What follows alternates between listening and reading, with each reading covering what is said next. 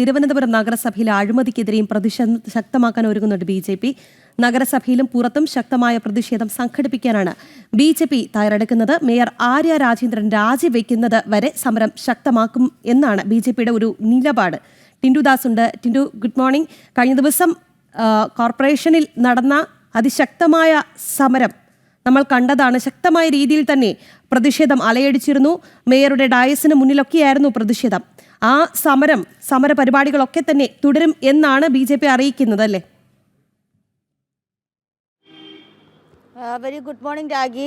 തീർച്ചയായിട്ടും അത് തന്നെയാണ്. തിരുവനന്തപുരം നഗരസഭയിൽ എല്ലാ കാലത്തും ഇത്തരത്തിലുള്ള അഴിമതി ആരോപണങ്ങൾ മുന്നോട്ട് കൊണ്ടുവരുന്നത് മുഖ്യ പ്രതിപക്ഷമായിട്ടുള്ള BJP കൗൺസിലർമാർ തന്നെയാണ്. കഴിഞ്ഞ ദിവസം അത്തരത്തിലുള്ളൊരു അഴിമതി ആരോപണമാണ് BJP കൗൺസിലർമാർ പുറത്തു കൊണ്ടുവന്നത്. 671 പേരടങ്ങുന്ന എംപ്ലോയ്മെൻറ്റ് പട്ടികയിൽ നിന്നും 56 പേർക്ക് നിയമനം നൽകുന്നു. ആ നിയമനം നൽകുന്നതിൽ പ്രധാനമായിട്ടും കൗൺസിലർമാർ ഉൾപ്പെട്ടിരിക്കുകയാണ്. ഏറ്റവും പ്രധാനപ്പെട്ട കാര്യം, ഒരു വാർഡ് കൗൺസിലർക്ക് എങ്ങനെയാണ് എംപ്ലോയ്മെൻറ്റ് എക്സ്ചേഞ്ച് വഴി ജോലി ലഭിക്കുക എന്ന ആരോപണമാണ് പ്രധാനമായിട്ടും BJP കൗൺസിലർമാർ ഉന്നയിച്ചിരിക്കുന്നത്. ഏറ്റവും പ്രധാനപ്പെട്ട കാര്യം, 56 ഒഴിവുകൾ തിരുവനന്തപുരം നഗരസഭ എംപ്ലോയ്മെൻറ്റ് എക്സ്ചേഞ്ചിന് റിപ്പോർട്ട് ചെയ്യുന്നു. 56 × 12 അതപ്പോൾ 671 പേരെ ഇത്തരത്തിൽ യോഗ്യരായി തയ്യാറാക്കിക്കൊണ്ടൊരു പട്ടിക തയ്യാറാക്കി നഗരസഭയ്ക്ക് തിരിച്ചു നൽകും. ഇതിൽ നിന്നും വേണ്ട ആളുകളെ തിരഞ്ഞെടുക്കേണ്ടത് നഗരസഭയാണ്. അപ്പോൾ കഴക്കൂട്ടം വാർഡ് കൗൺസിലർ കൂടിയായിട്ടുള്ള കവിതയെ തിരഞ്ഞെടുത്തത്, ഇത്തരത്തിൽ ഇടത് കൗൺസിലർ കൂടിയായിട്ടുള്ള കവിതയെ തിരഞ്ഞെടുത്തത് ഇഷ്ടപ്രകാരം, അല്ലെങ്കിൽ ഇത്തരത്തിൽ ഈ CPM അനുകൂല ആളുകളെ ജോലിയിലേക്ക് തിരികെ കയറ്റുന്നതുൾപ്പെടെയുള്ള ഇഷ്ടപ്രകാരമാണ് തിരഞ്ഞെടുത്തതെന്നായിരുന്നു പ്രധാനപ്പെട്ട ആരോപണമെന്ന് പറയുന്നത്. ഏറ്റവും പ്രധാനപ്പെട്ട കാര്യം, ആരോഗ്യ മേഖലയിൽ വരുന്ന, അല്ലെങ്കിൽ ആരോഗ്യ മേഖലയിൽ വരുന്ന ജോലികളാണ്, ശുചീകരണ തൊഴിലാളി ഉൾപ്പെടെയുള്ള ജോലികളാണ് ഈ ആളുകളെ തിരഞ്ഞെടുക്കുന്നത്. അതിൽ ഏറ്റവും പ്രധാനപ്പെട്ട കാര്യം നമുക്കറിയാം, ഈ ഡെപ്യൂട്ടി മേയർ, അതോടൊപ്പം തന്നെ ഈ മേയർ ആര്യ രാജേന്ദ്രൻ തുടങ്ങിയവർ ചേർന്നുകൊണ്ടാണ് ഇത്തരത്തിലുള്ള പട്ടികകൾ തയ്യാറാക്കുന്നത്. ഈ പട്ടികയിൽ വലിയ രീതിയിലുള്ള അഴിമതി ഉൾപ്പെട്ടിട്ടുണ്ടെന്നാണ് BJP കൗൺസിലർമാർ ആരോപിക്കുന്നത്. ധനകാര്യ സ്റ്റാൻഡിംഗ് കമ്മിറ്റിയിൽ വരേണ്ട ബില്ല് ആദ്യം അവതരിപ്പിക്കുന്നത് ആരോഗ്യ സ്റ്റാൻഡിംഗ് കമ്മിറ്റിയിലാണ്.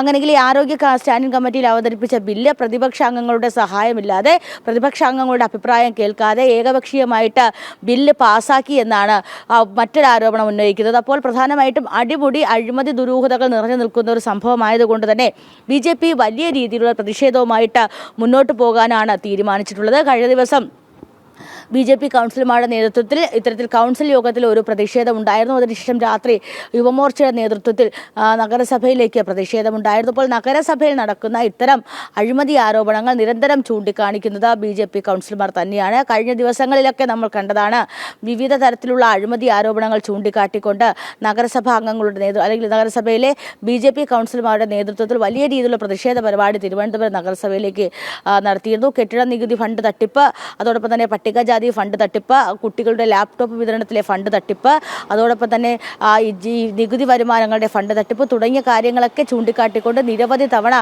ഇത്തരത്തിൽ വലിയ രീതിയിലുള്ള പ്രതിഷേധങ്ങൾ BJP കൗൺസിലർമാർ നടത്തിയിട്ടുണ്ട്.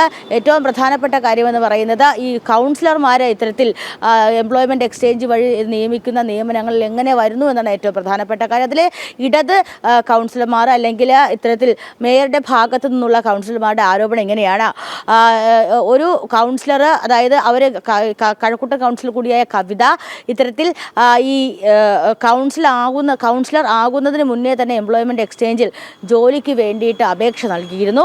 അതിൽ നിന്നുമാണ് യോഗ്യതാ പട്ടികയിൽ കവിത ഉൾപ്പെട്ടിട്ടുള്ളത്. കവിതയ്ക്ക് ഈ ജോലി ലഭിച്ചതിന് ശേഷം 9,000 രൂപ ഓണറേറിയം ലഭിക്കുന്ന ഈ കൗൺസിലർ സ്ഥാനം വേണമെന്നോ, അല്ലെങ്കിൽ 26,000 രൂപ ജോലി ലഭിക്കുന്ന, അല്ലെങ്കിൽ ശമ്പളം ലഭിക്കുന്ന ഈ ആരോഗ്യ മേഖലയിലെ ജോലി വേണമോ എന്ന് കവിതയ്ക്ക് തീരുമാനിക്കാം.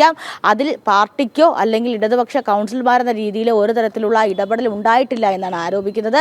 ഏറ്റവും പ്രധാനപ്പെട്ട കാര്യം, CPM തിരുവല്ലം കൗൺസിലർക്കുൾപ്പെടെ ഇത്തരത്തിൽ അനധികൃതമായിട്ട് ജോലി ലഭിച്ചിട്ടുണ്ട്. ഇപ്പോഴും അവർ ഈ പറയുന്ന പോലെ ഈ കൗൺസിലറായി തുടരുകയും ആ ജോലിയിൽ നിന്നുള്ള ആദായം പറ്റുകയും ചെയ്യുന്നു. ഏറ്റവും പ്രധാനപ്പെട്ട കാര്യമെന്ന് പറയുന്നത്, ഇത്തരത്തിൽ ജനപ്രതിനിധികളായിരിക്കുന്ന, അല്ലെങ്കിൽ ജനങ്ങളെ സേവിക്കാനായിട്ട് സ്വയമേ തിരഞ്ഞെടുത്ത് വന്ന കൗൺസിലർമാർ, അല്ലെങ്കിൽ അത്തരത്തിലുള്ള ജനപ്രതിനിധികൾ ഇതുപോലൊരു ജോലി ലഭിക്കുകയാണെങ്കിൽ ആ ജോലിക്ക് പോകാതെ അതിൻ്റെ ശമ്പളം പറ്റുന്ന പല കാര്യങ്ങളും പല സംഭവങ്ങളും നഗരസഭയിൽ തുടർക്കഥയാണ്. അതും ചൂണ്ടിക്കാട്ടിക്കൊണ്ടാണ് ഇത്തരത്തിലൊരു പ്രതിഷേധവുമായി മുന്നോട്ട് പോകുന്നത്. ഈ ആദ്യം എന്ന് പറയുന്നത് ഇത്തരത്തിൽ എംപ്ലോയ്മെൻറ്റ് പട്ടികയിൽ നമുക്കറിയാം ഈ കത്ത് വിവാദം, മേയർ ഈ ജോലി നൽകണമെന്ന് കത്തയച്ച വിവാദത്തിൽ പ്രതിപക്ഷ കൗൺസിൽ അംഗങ്ങൾ മുന്നോട്ട് വെച്ച വാദം ഇങ്ങനെയായിരുന്നു. എന്താണ് ഈ എംപ്ലോയ്മെൻറ്റ് എക്സ്ചേഞ്ച് പട്ടികയിൽ നിന്നും ആളുകളെ തിരഞ്ഞെടുത്തുകൊണ്ട് അവർക്ക് ജോലി കൊടുക്കുക, അല്ലാതെ പാർട്ടിക്കാർക്ക് നിയമനം നൽകാതെ, കത്ത് വഴി നിയമനം നൽകാതെ എംപ്ലോയ്മെൻറ്റ് പട്ടികയിൽ നിന്നും ആളുകളെ നിയമിക്കുക. എന്നാൽ ഇപ്പോൾ നോക്കൂ, 2026 ആകുമ്പോഴത്തേക്കും എംപ്ലോയ്മെൻറ്റ് പട്ടികയിൽ നിന്ന് ആളെ എടുക്കുന്നു. എങ്ങനെയാണ്? CPM-ൻ്റെ അനുകൂല ആളുകളെ അല്ലെങ്കിൽ CPM-ൻ്റെ കൗൺസിലർമാരെ തിരഞ്ഞെടുത്തുകൊണ്ട് നിയമനങ്ങൾ നടത്തുന്നു. ഇതിനെതിരെയാണ് BJP കൗൺസിലർമാർ വലിയ രീതിയിലുള്ള പ്രതിഷേധവുമായിട്ട് മുന്നോട്ട് പോകുന്നത്. തുടർ ദിവസങ്ങളിലും ഇത്തരത്തിലുള്ള പ്രതിഷേധങ്ങൾക്കാണ്. നമുക്കറിയാം ഇനി ഒരുപക്ഷെ കുറച്ച് കാലങ്ങൾ കൂടി സ്വന്തക്കാരെ തിരികെ കയറ്റി നിയമനം നൽകുന്നതൊക്കെ വളരെ ചർച്ച ചെയ്തിട്ടുള്ള കാര്യം തന്നെയാണ്. എന്നാൽ ഇപ്പോൾ അവർ സ്വയം കാലാവധി തീരാറാകുമ്പോൾ അവർ സ്വയം നിയമനമൊക്കെ കിട്ടി സ്വന്തം കാര്യം സേഫ് ആക്കുന്നു എന്നുള്ളതാണ്.